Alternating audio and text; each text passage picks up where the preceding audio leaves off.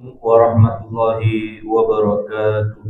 Waalaikumsalam warahmatullahi wabarakatuh. Alhamdulillah wassalatu wassalamu ala Rasulillah Sayyidina Muhammadin al-Fatih lima ughliqa wal khatim lima sabaq nasiril haqqi bil haqq wal hadi ila siratikal mustaqim wa ala alihi wa sahbihi haqqa qadri wa miqdarihi al-azim. Subhanaka la ilma lana illa ma 'allamtana innaka antal alimul hakim. Rabbi shrah li sadri wa yassir li amri wa hlul 'uqdatam min lisani yafqahu qawli. Alhamdulillah yang kita hormati bersama kepada DKM Musalla Fatmawati, semoga Allah senantiasa memberikan kekuatan, diberikan hidayah, dimudahkan rezekinya dan dilancarkan segala urusannya di dunia wal akhirah. Dan juga kepada jemaah salat subuh, semoga Allah senantiasa memudahkan rezeki kita, berkahi rezeki kita, dilancarkan rezeki kita, dan berharap nantinya semoga Allah senantiasa mempertemukan kita di surganya bersama Nabi kita Muhammad Sallallahu Alaihi Wasallam. Alhamdulillah pada siang hari ini kita melanjutkan membahas tentang sirah Nabi Muhammad atau tentang perjalanan hidup Nabi kita Muhammad Sallallahu Alaihi Wasallam. Kenapa kita penting mempelajari ini? Sebagaimana yang senantiasa terus saya sampaikan bahwa bagaimana mungkin kita mencintai Nabi tapi kita tidak mengenal Nabi. Jadi mustahil kita mencintai sesuatu tapi kita tidak mengenal terhadap sesuatu. Makanya mengenal Nabi itu merupakan syarat utama bentuk kecintaan kita dengan Nabi. Kalau kita tidak bisa mirip dengan Nabi dari akhlaknya, dari sifatnya, paling tidak kita kenal Nabi Muhammad itu seperti apa. Akhlak Nabi Muhammad itu bagaimana? Bagaimana sikap Nabi Muhammad terhadap musuh-musuhnya? Bagaimana sikap Nabi Muhammad terhadap teman-temannya, bahkan kepada orang yang memusuhi Nabi. Itu Nabi bagaimana bersikapnya. Nah, kita belajar daripada akhlak Nabi Muhammad SAW yang mana saya akan membacakan salah satu karya yang ditulis oleh seorang ulama dikenal dengan Al-Iraqi yang bernama Zainuddin Abdul Rahim Al-Iraqi. Jadi beliau ini seorang ulama yang memiliki karya Alfiyah As-Sirah An-Nabawiyah. Jadi kalau dalam kitab itu disebut dengan Alfiyah. Alfiyah itu dia itu semacam prosa atau semacam puisi, tapi puisinya itu membahas khusus tentang kehidupan Nabi Muhammad. Itu. Jadi puisi bentuknya, tetapi puisi ini membahas tentang Nabi. Gitu. Makanya orang-orang Arab ini banyak menulis tentang Alfiyah. Jadi ada Alfiyah As-Sirah, pembahasan tentang khusus kisah Nabi Muhammad, ada Alfiyah An-Nahwu dalam urusan ilmu nahwu, gramatikal bahasa Arab dan lain sebagainya. Nah, yang kita baca ini berjudul Nadmud Durar As-Saniyah fi Siyariz Zakiyah yang ditulis oleh Al-Imam Al-Iraqi. Bismillahirrahmanirrahim. Allahumma sholli ala sayyidina Muhammadin wa ala alihi wa sahbihi wasallim. Pertama dikatakan dalam kitab ini, yaqulu raji man ilaihil mahrabu Abdur Rahim ibnu Al-Husaini Al-Mudlibu. Dalam kitab ini dimulai dengan yaqulu raji, berkata orang yang berharap. Jadi orang yang menulis kitab ini, dia itu ada harapan, dia itu ada keinginan, dia itu ada tadi harapan, ada cita-cita. Kepada siapa dia berharap? Kata beliau, man, kepada Allah Subhanahu wa ta'ala. Dalam bait ini udah diajarkan, kalau kita berharap sesuatu itu harus berharap kepada Allah. Nggak boleh kita berharap kepada selain Allah. Kita berharap kepada batu, nggak boleh. Berharap kepada laut, nggak boleh. Ini menyalahi akidah umat Islam. Jadi seakan-akan laut inilah yang memberikan mudarat atau manfaat untuk kita. Itu nggak boleh. Ya contoh lah. Makanya ada seorang penulis ya di Indonesia itu yang bernama Tan Malaka kan gitu. Punya tulisan namanya Tan Malaka. Madilog itu dikatakan selama bangsa Indonesia ini masih memiliki keyakinan, kesadaran mistik katanya, maka tidak akan berkembang bangsa Indonesia. Nah, apa kesadaran mistik? Dikatakan dalam salah satu jurnal, kesadaran mistik ini merupakan satu bentuk keyakinan bahwa ketika ada satu bentuk kejadian alam, maka kejadian alam itu berkaitan erat dengan makhluk gaib. Ada tsunami, wah ini gara-gara kita nggak kasih sesajen nih, nah itu. Wah ini gara-gara kita tidak membawa makanan nih ke pohon-pohon ini, makanya ada tsunami. Lah ini menyalahi akidah umat Islam. Makanya muallif kitab ini langsung beliau mengatakan yaqulu raji man. Maka orang yang menulis kitab ini berkata, berharap dengan tulisan ini, berharap kepada siapa? Man, kepada Allah Subhanahu wa taala. Begitu juga rezeki. Maka rezeki ini jangan kita, dalam mengatur rezeki ini jangan kita memasukkan sifat asli manusia kita. Apa sifat asli manusia? Suka berhitung, suka mengkalkulasikan. Oh, kalau sebulan begini-gini. Jangan. Tugas kita hanya berusaha, hasilnya Allah. Itu pemikiran yang benar. Jadi jangan kita 1 bulan ini kita hitung begini-gini. Boleh nggak kita hitung? Boleh. Itu bagian daripada manajemen keuangan. Tidak ada yang melarang. Tapi jangan sampai manajemen keuangan kita itu menjadi tolak ukur kita, menjadi patokan kita, rezeki kita sebulan sekian. Seakan-akan menutup kemungkinan akan adanya rezeki di luar itu. Makanya kan dalam Al-Quran ketika berkaitan dengan urusan keuangan, Allah itu senantiasa tidak memberikan ruang kepada manusia untuk menghitung. Contohnya apa? Infak. Dan Al-Quran mengatakan alladzina yunfikuna amwalahum fi sabilillah. Al-Quran mengatakan ada orang-orang yang berinfak di jalan Allah. Kamasali habbatin. Ketika orang itu berinfak, maka seakan-akan dia mendapatkan 1 biji. Ya, kamasali habbatin. Ambatat sab'a sanabil. 1 biji kemudian melahirkan 7 cabang. Wa fi kulli sumbulatin, dan setiap cabang mi'atu habba. Melahirkan 100 biji lagi. Artinya apa? Kamu kalau berhitung-hitungan dengan Allah, nggak bakal selesai. Tidak akan selesai. Makanya Allah mengatakan wa in ta'uddu ni'matallahi la tuhsuha. Ketika engkau mendapatkan nikmat dari Allah, tidak akan mampu menghitung nikmat itu. Maka kita manusia jangan sekali-kali membatasi nikmat Allah. Maka tugas kita fokus mencari rezeki yang halal. Hasilnya apa kata Allah? Hasilnya apa kata Allah Subhanahu wa taala.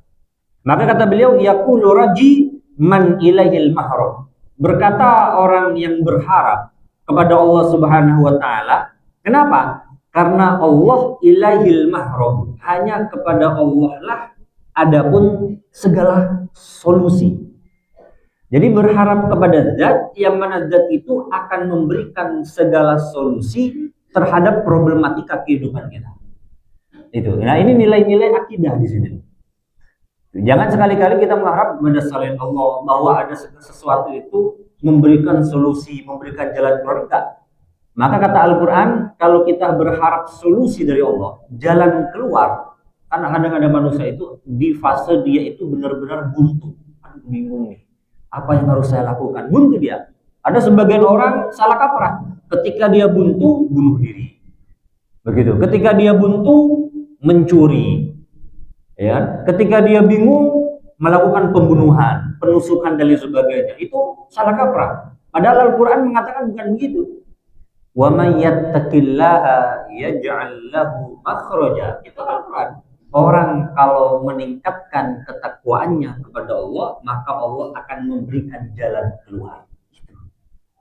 Jadi kalau kita dalam kondisi sempit, maka bagaimana solusinya? Tingkatkan ketakwaan kita kepada Allah. Minta kepada zat yang mampu menguraikan segala problem kita.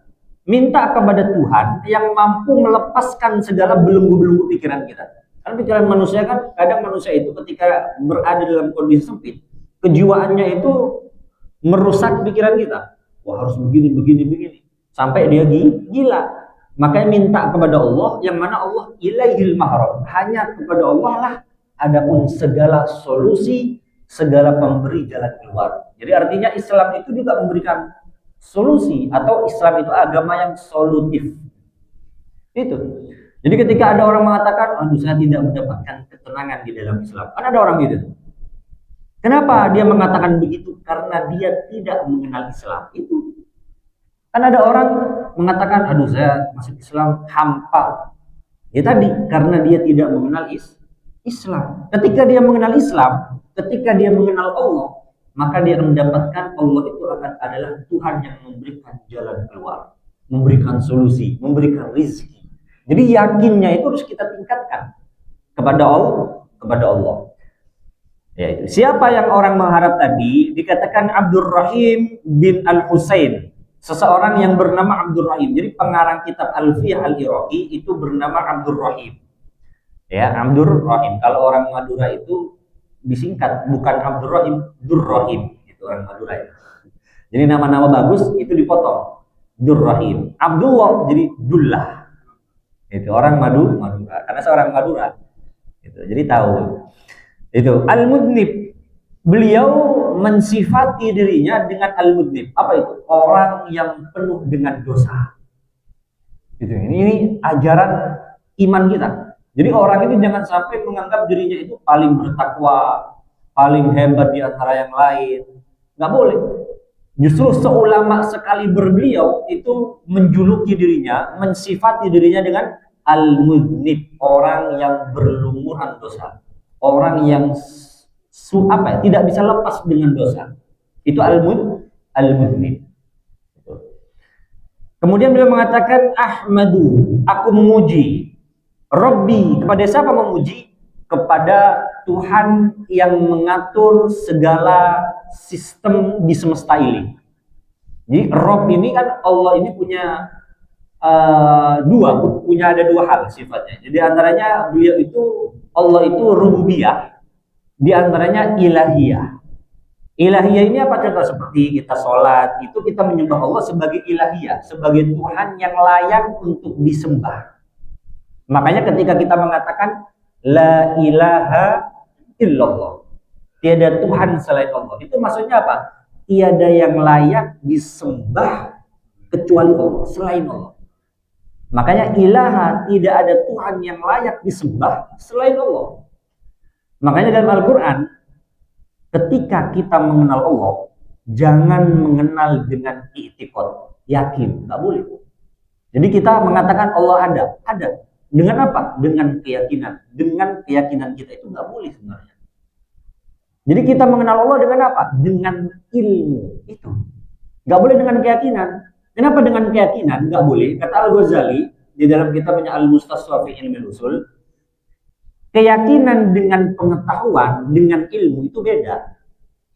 Kalau keyakinan, kata Al-Ghazali, kadang orang itu meyakini sesuatu, tapi di satu kondisi yang lain, dia menyalahi keyakinannya. Contoh kalau kita melihat asap, wah ada asap nih, ada kebakaran.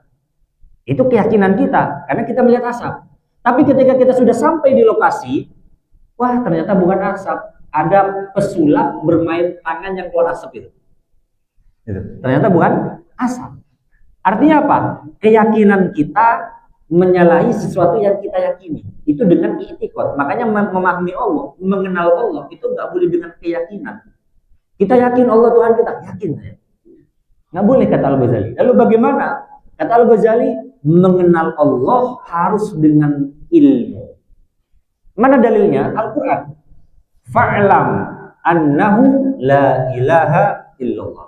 Maka landasan mengenal Allah, bahwa tiada Tuhan selain Allah, itu harus didasarkan dengan ilmu.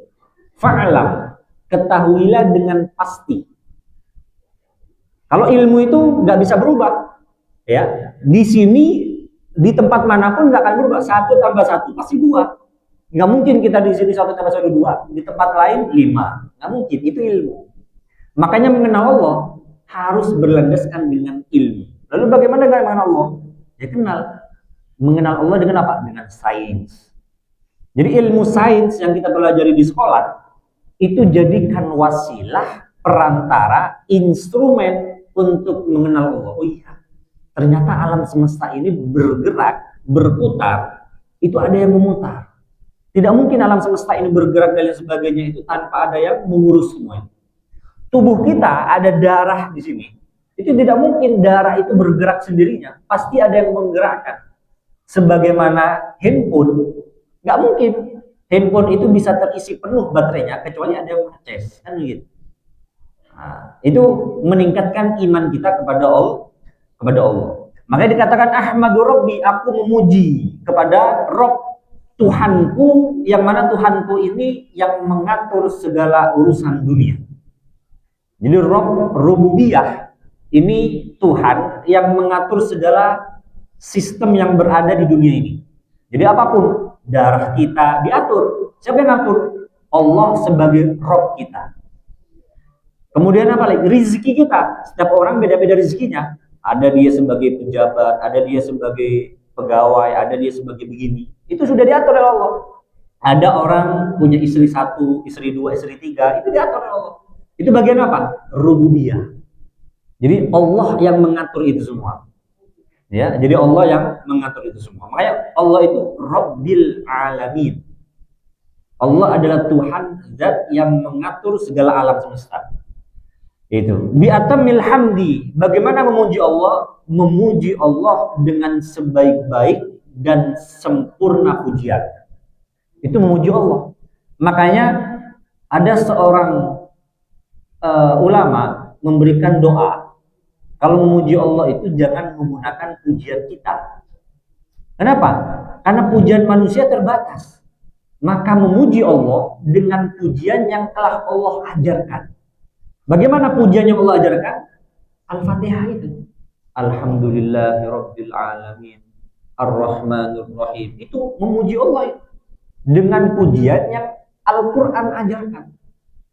Makanya memuji Allah itu dengan sempurna, sesempurna pujian, yaitu ketika kita memuji Allah dengan pujian yang Allah ajarkan kepada kita melalui Al-Qur'an. Gitu. Makanya kan ada doa itu. Kama asnaita ala nafsik. Ya. Sebagaimana engkau memuji dirimu sendiri. Jadi Allah itu dalam Quran itu pernah ada satu ayat Allah memuji dirinya. Apa ayatnya? Dalam surah Al-Kahfi Allah katakan subhanalladzi maha suci. Alladzi maha suci siapa? Alladzi maha suci. Zat yang asra, yang mengisrakan bi abdihi, hambanya yaitu Nabi Muhammad. Jadi Allah memuji dirinya.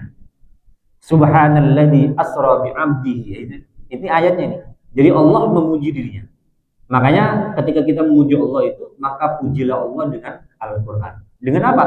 Membaca Quran, khususnya surah Al-Fatihah. Maka surah Al-Fatihah ini surah yang nilainya itu, jadi Al-Quran itu dari surah Al-Baqarah sampai An-Nas itu semua terdapat dalam Al-Fatihah.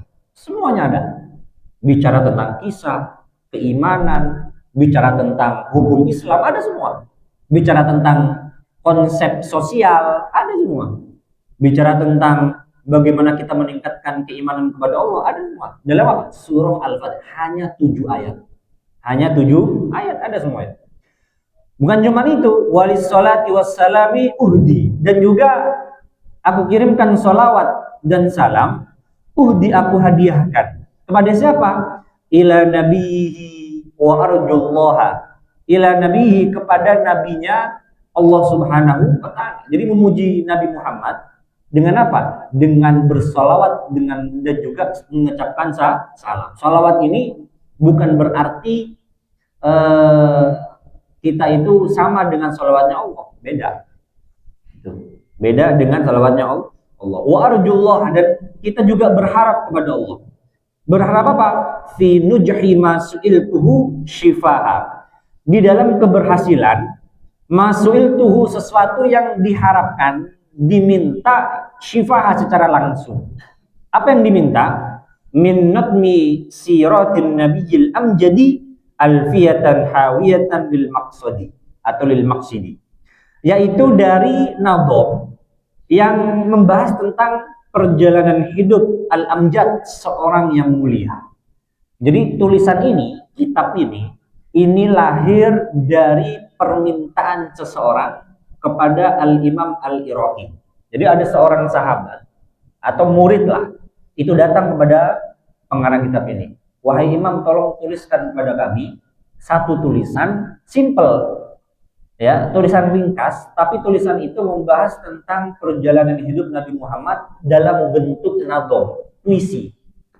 Akhirnya kata beliau, baik, untuk menjawab itu beliau menulis kitab 1000 puisi tentang perjalanan hidup Nabi Muhammad. 1000, bukan 10, 5, 1000. Itu ulama itu mengajarkan kita agar kita menjadi orang yang produktif. Itu. Jadi orang itu nggak boleh masuk dalam kondisi zona nyaman. Itu nggak boleh. Aduh, saya berada dalam kondisi zona nyaman nih. Itu tidak mau, nggak boleh. Orang itu harus produktif. Produktif apa? Baik produktif imannya, takwanya, atau produktif berpikir dan kemampuannya. Makanya kan ada orang-orang yang penting belajar apa? Meningkatkan hard skill, soft skill, dan lain sebagainya. Meningkatkan intelektualitasnya dengan apa? Belajar. Meningkatkan bacaannya dengan apa? Banyak membaca buku. Kan bangsa Indonesia ini termasuk bangsa yang malas membaca, kan gitu. Bangsa yang lemah literasinya, baik menulis maupun membaca, lemah sekali. Makanya ada seorang mengatakan di Blok M, kenapa kok buku-buku di Blok M itu ditaruh di luar toko? Katanya, ya memang begitu. Karena saya yakin orang Indonesia itu tidak mungkin mencuri buku. Kenapa? Karena bangsa Indonesia malas membaca buku. Itu katanya. Saking yakinnya tinggi bahwa biarin taruh di depan toko lah buku-buku ini. Karena nggak mungkin nyolong orang Indonesia. Kenapa? Karena tadi buku itu bukan sesuatu yang berharga. Itu. Makanya mindset kita diubah. Ya, pemikiran kita. Makanya Nabi Muhammad dalam satu kisahnya itu, ayat pertama turun apa? Iqra. Disuruh membaca, disuruh belajar Nabi Muhammad. Ya, bukan disuruh berdakwah. Nabi Muhammad dakwah bukan. Sebelum berdakwah Nabi disuruh membaca. Itu. Makanya anak-anak kita, kalau kita bukan, aduh saya udah gak ada waktunya membaca gini-gini. Ya, paling tidak anak kita itu harus suka baca. Buku-buku di rumah itu harus disisipkan ya nilai-nilai membaca supaya apa? Supaya anak itu suka baca. Jangan sampai anak, kalau kita tidak suka baca, jangan sampai anak kita nggak suka, gitu loh. Jangan sampai anak kita nggak suka baca, gitu loh. Baca buku, ajarkan anak-anak membaca buku, bahwa buku itu penting. Jangan ajarkan memberikan anak handphone, nggak boleh. Makanya ada satu intelektual pemikir di Indonesia yang bernama, lupa saya namanya itu, di YouTube saya suka dengarkan Gita Wirjawan. Dia mengatakan, kenapa harusnya, kata dia, harusnya orang tua itu ketika membiarkan anaknya nyebrang, itu orang tua marah kan, kamu ini nyebrang, gak boleh nyebrang begini-gini, kan gitu. Kenapa? Takut tetap nyebrang. Kata beliau, harusnya orang tua itu lebih marah ketika anaknya itu bermain handphone. Kenapa? Karena merusak pola pikir anak. Kenapa orang tua kok marah ketika anak nyebrang, tapi tidak marah ketika anak bermain handphone? Itu. Jadi beliau bertanya. Gitu. Jadi beliau bertanya, jadi anak keluar nyebrang, kan bahaya. Wah, kamu tabrak begini-gini. Marah orang tua. Gitu. Tapi kenapa kok orang tua diam saja ketika anak bermain handphone? Kenapa? Karena merusak pola pikirnya. Masuk hal-hal yang harusnya mereka itu tidak dapatkan di umur sebelia mungkin. Anak kecil kan handphone ini kan ada TikTok, ada YouTube. Segala video itu muncul semua di situ. Bisakah orang tua itu memanajemen video yang begitu? Kan susah. Anak itu kan ketika sudah memain handphone, dia itu bakal apa? Explore apapun dibuka sama dia. Itu. Kenapa? Karena tadi dia tidak memiliki kemampuan. Artinya apa? Akalnya ini belum mandiri. Akalnya seorang anak itu belum mandiri, makanya disebut dengan belum tamyiz. Gitu. Makanya kan kenapa kok banyak orang-orang dewasa itu belum dewasa. Umurnya dewasa, tapi sikapnya tidak dewasa. Kenapa? Karena mereka sudah terbiasa dengan hal-hal yang ketika anak-anak mereka dapatkan, harusnya yang bukan mereka dapatkan. Maka ketika dewasa, ada hal-hal yang tidak mampu meningkatkan cara berpikir mereka. Makanya anak-anak itu kurangin bermain handphone seminggu 1 kali. Itu. Bagaimana cara kita memberikan handphone anak pada anak? Berproses. Sebagaimana Nabi Muhammad ketika melarang minuman keras, itu melarang berproses. By step. Jadi tidak boleh langsung melarang minuman keras haram. Enggak. Bagaimana caranya? Pertama-tama, minuman keras itu gak ada manfaatnya. Manfaatnya itu sedikit, tapi madharatnya lebih besar. Jelaskan begitu. Jelaskan juga kepada anak-anak. Kalau kamu boleh handphone, jangan langsung kamu nggak boleh main handphone, enggak, jangan. Jelaskan kepada anak secara bertahap.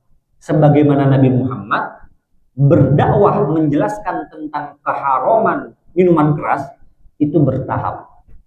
Dari menjelaskan tentang minuman keras tidak ada manfaatnya sedikit, mabaratnya besar. Kemudian puncaknya minuman keras diharamkan dalam Islam. Nah itu. Jadi di sini kita belajar berdakwah, menyampaikan pendidikan kepada anak, ya dengan apa? Dengan proses yang bertahap. Jangan langsung ini nggak boleh, jangan kaget anak. Wah, kok nggak boleh begini nih? Gitu. Jelaskan supaya anak itu berpikir dan anak itu mampu meningkatkan daya pikirnya. Oh iya, kenapa nggak boleh? Jadi anak itu mampu memilah. Kenapa? Karena orang tua itu mengajarkan memilih. Memilih artinya begini, ini buruk, ini baik. Manfaatnya ada, mudaratnya lebih besar. Jadi anak nih, oh jadi kalau manfaatnya begini harus tinggalkan ya, yang mudarat iya tinggalkan. Jadi orang tua itu harus menjadi orang pertama yang mampu meningkatkan kecerdasan anak.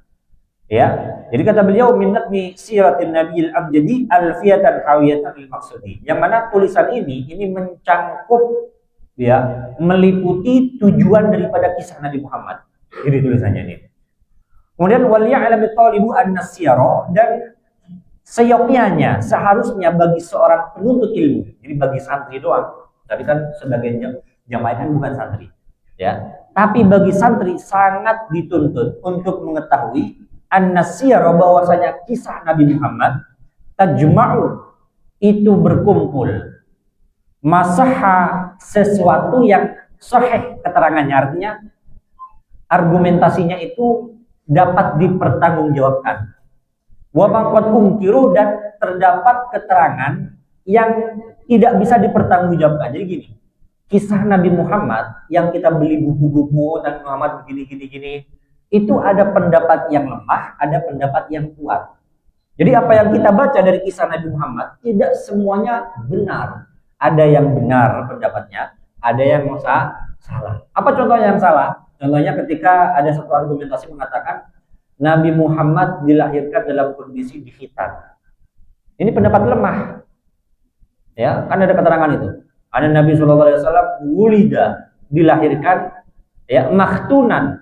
Nabi Muhammad dilahirkan dalam kondisi dikhitan. Jadi lahir udah sunat. Itu Nabi Muhammad. Ada pendapat begitu. Tapi ini pendapat yang lemah. Pendapat yang kuat bagaimana? Nabi Muhammad dikhitan oleh kakeknya ketika Nabi Muhammad berumur 7 hari. Bersamaan diberikan nama Muhammad. Itu. Jadi Nabi Muhammad dikhitan di hari ke-7 bersamaan dengan pemberian nama kepada Nabi Muhammad. Jadi Nabi Muhammad dilahirkan dalam kondisi dikhitan, itu pendapat lemah. Nah, beliau jelaskan pendapat dalam kisah Nabi ada pendapat lemah, ada pendapat yang kuat. Fa iyyakun qad sahha ghairu ma dzikir dzakartu ma qad sahha minhu wastudir. Kata beliau, maka jikalau ada keterangan tadi itu qad sahha, sungguh benar keterangan tadi, ghairu ma dzikir, yang tidak akan disebutkan. Dzakartu ma qad sahha minhu wastudir. Tetapi yang aku sebutkan dalam tulisan ini hanya pendapat-pendapat yang sahih, pendapat-pendapat yang kuat dan yang dapat dipertanggungjawabkan. Ini menurut beliau. Tuh, jadi dalam karya ini itu disebutkan pendapat yang kuat, pendapat yang bisa kita jadikan landasan. Jadi ada pendapat yang lemah, ada pendapat yang kuat. Kemudian pembahasan tentang Asma'ul Asyarifah, nama-nama Nabi Muhammad yang mulia, insya Allah kita akan jelaskan di waktu yang datang. Jadi ada pembahasan tentang nama Nabi Muhammad ini apa aja sih? Gitu loh. Kan ada orang memiliki nama ada Toha, ada Ahmad, ya, banyak Nabi Muhammad. Bahkan ada ulama mengatakan namanya itu mencapai 1000 julukan Nabi Muhammad. Nama Nabi Muhammad. Ada Muhammad mengatakan enggak, mencapai 300 itu nama Muhammad. Jadi nama-nama Nabi Muhammad banyak. Kan kalau kita namanya kan ada namanya nama panggilan, ada nama asli. Nama panggilan kita paling 1-2. Gitu loh. Kenapa? Karena untuk jadi gini, dalam kaidah ketika seseorang memiliki nama panggilan yang banyak, itu menunjukkan nama orang tersebut mulia. Sangat mulia. Mulia kenapa? Karena sifatnya. Contoh, ana mau ke rumah haji ini, kenapa? Dia orangnya dermawan, haji yang dermawan. Itu dermawan itu nama haji tersebut kenapa? dia orang yang dermawan. Mungkin satu dermawan, tapi bisa jadi dia dalam sisi yang lain dia kurang baik begitu. Tapi Nabi Muhammad tidak sempurna dari segi nama-nama dan sifatnya. Itu nama Nabi Muhammad. Dan akan kita bahas di pertama selanjutnya. Mungkin cukup sekian yang bisa sampaikan. Karena waktunya sudah mau habis. Jam 1, 5 menit lagi mungkin ada yang ingin ditanyakan. Monggo. Iya, itu untuk mengarahkan anak kita gitu ya. Kalau kita lihat sekarang kelihatannya anak-anak itu walaupun mereka belum paham, itu biasanya kalau rewel apa itu orang tuanya langsung kasih HP, langsung diam gitu. Nah itu kan istilahnya gimana untuk cara trik untuk memberikan supaya anak itu bisa diarahkan itu yang benar. Ya. Baik, pertanyaan yang menarik tentang kebanyakan kan anak itu ketika menangis ya, pasti kan ada harapan yang tidak dia capai, ada keinginan yang tidak bisa dia miliki. Lalu bagaimana solusi daripada hal tersebut ketika kita sebagai orang tua mendapati anak kita begitu? Maka banyak hal, bisa diantaranya ketika anak itu nangis dijelaskan ya bahwa apa yang kamu inginkan saat ini bagus, tapi madorotnya lebih besar. Jelaskan madorotnya, bahayanya begini. Begitu. Jangan cuma mengatakan ini nggak boleh, ini bahaya, jangan. Tapi anak itu harus juga mendapatkan penjelasan dari orang tuanya, alasan bahayanya apa.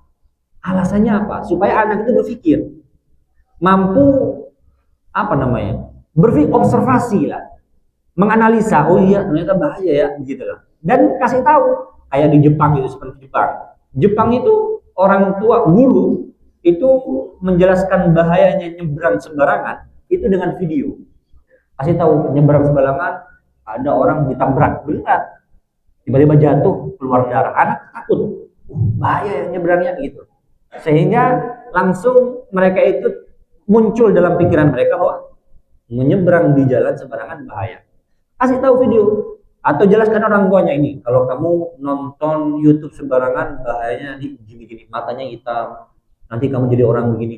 Jadi anak itu berpikir, ternyata bahaya ya, gitu loh. Apalagi anak-anak sekarang suka memakan makanan yang junk food itu, makanan-makanan yang asal-asalan. Di rumah sakit Fatmawati kan setiap pagi informasinya itu banyak yang anak-anak cuci darah.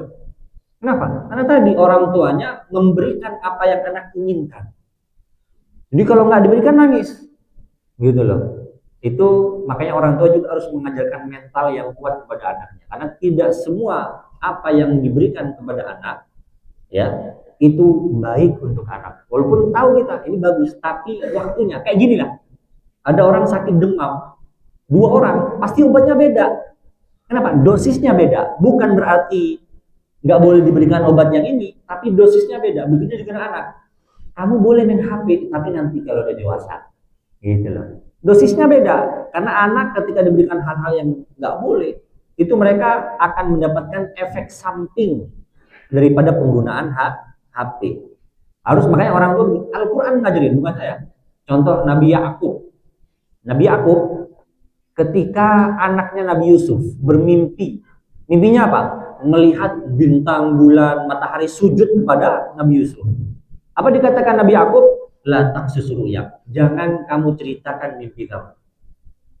Jangan ceritakan mimpi kamu. Ini komunikasi antara ayah dengan anak. Jadi ayah dengan anak harus banyak-banyak berkomunikasi. Gak boleh ayah itu pendiam di rumah, tidak membangun obrolan, tidak membangun komunikasi dengan anak, gak boleh. Karena Al-Quran mengajarkan paling banyak komunikasi ayah dengan anak. Itu komunikasi harus banyak. Jadi ketika anak itu bermimpi, Nabi Yusuf itu mimpinya begitu-begitu, kata Nabi Yakub, jangan kamu ceritakan mimpi kamu. Kenapa? Dijelaskan, fayakidu laka kaida. Nanti saudara-saudara kamu akan melakukan tipu daya terhadap kamu. Itu jelaskan. Jangan cuman pokoknya ini nggak boleh. Begitu. Kenapa nggak boleh? Pokoknya nggak boleh. Nggak boleh. Karena anak juga harus dan layak untuk mendapatkan penjelasan. Harus begitu. Biarkan anak memilih nanti begini, kamu begini, mudaratnya begini, manfaatnya begini. Jadi anak berpikir. Jadi orang tua menjadi penyebab anak itu semakin cerdas. Gitu. Jadi begitu. Terus banyak komunikasi, banyak obrolan, dan jelaskan mudarat, manfaatnya jelaskan. Mungkin itu yang bisa saya sampaikan. terkait tentang penjelasan siang hari ini. Semoga Allah senantiasa memberikan kepada kita kebaikan, dimudahkan rezeki kita, dilancarkan segala kegiatan kita, diberkahi rezeki kita, lancarkan rezeki kita, dan kita berharap kepada Allah semoga Allah senantiasa mengumpulkan kita di surganya, sebagaimana Allah kumpulkan kita di musola itu sifat mati. Amin amin ya rabbal alamin. Kita tutup dengan doa kafaratul majlis. Subhanakallahumma wa bihamdika asyhadu an la ilaha illa anta astaghfiruka wa atubu ilaik. Assalamualaikum warahmatullahi wabarakatuh.